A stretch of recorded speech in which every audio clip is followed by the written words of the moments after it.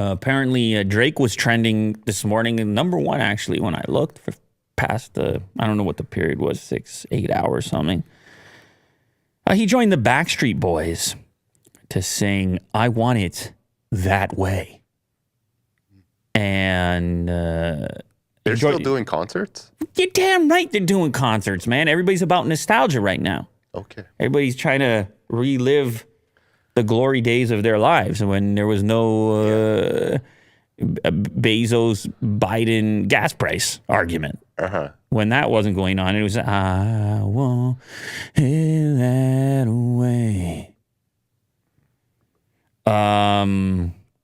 That's all I can remember actually. Okay. But there's more of it going on. But what was interesting about this clip is Drake goes up there, and you know Drake, he does a little singing here and there. Mm-hmm.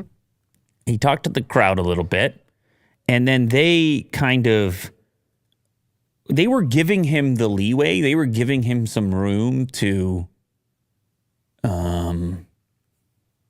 have as much of the song as he wanted, but he kept giving it back to the crowd.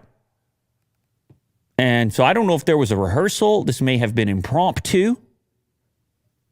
What, he didn't know the lyrics? No, he knew the lyrics, but it was, maybe he underestimated what it takes to be a Backstreet Boy. It's possible. Oh, wow. I don't know, Will.